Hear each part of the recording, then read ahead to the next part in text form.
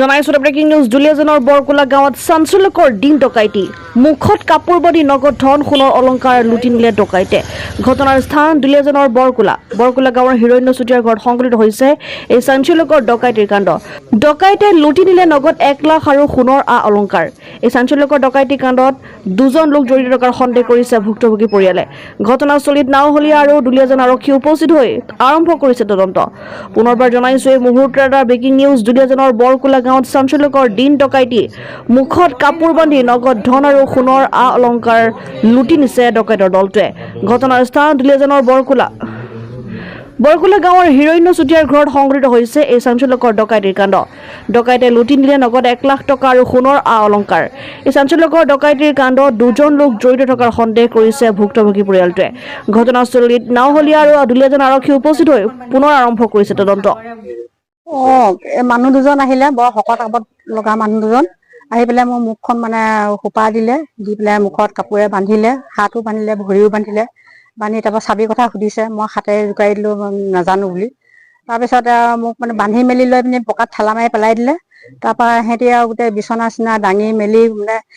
কাপোৰ আনি জোকাৰি লয় জোকাৰৰ পিছত মানে চাবি কোচা ওলাই পৰিলে ওলোৱাৰ পিছত গডৰেজটো খুলিলে খুলি পেলাই গোটেই কাপোৰ সোপা পেলালে আৰু লকাৰটো খুলিলে পইচা পালে আৰু সোণৰ বস্তু পালে সেইখিনি লৈ পেলাই মোক মাৰি থৈ পিনি গুচি গৈছে কিমান সময়ত ঘটনাটো প্ৰায় 1 বজামান হ'ব এটা বাজিছিলে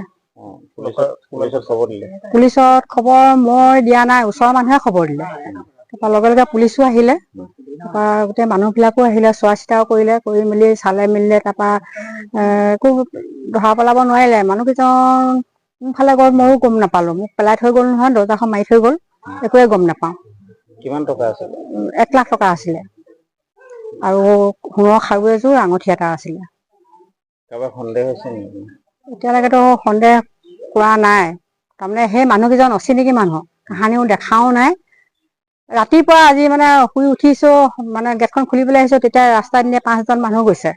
5জন মানুহ গৈছে মোক মানে খুব ঘূৰি ঘূৰি চাই গৈছে ত মই চাইছো যে এই মানুহকেইজনতো অচিনাকি মানুহ কাহানিও দেখা নাই গৈ পেলাই ভিতৰত মানুহজনক কৈছো যে আজি মানুহ 5জন দেখিলো পাই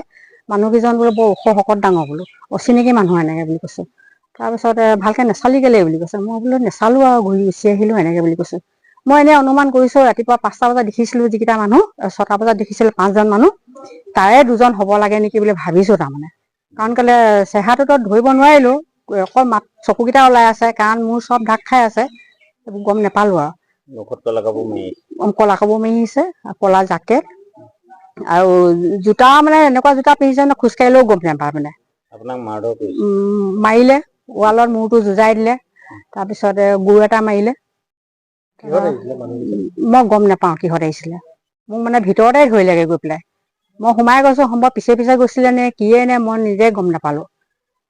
গলো আৰু মুখখন ধোপা মাৰি ধৰিলে আৰু ৱালত মূৰটো খুন্দা মাৰি দিলে তাৰপৰা মই ক'ব নোৱাৰা হলো তাৰপৰা হাত ভৰি বান্ধিলে আৰু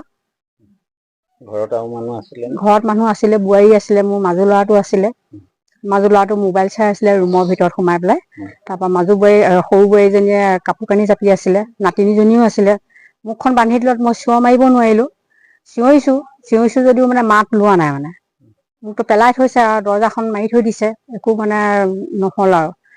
ক'ব নোৱাৰা হৈ পৰি আছো আৰু মই তাৰপিছতহে পুলিচ আহিলে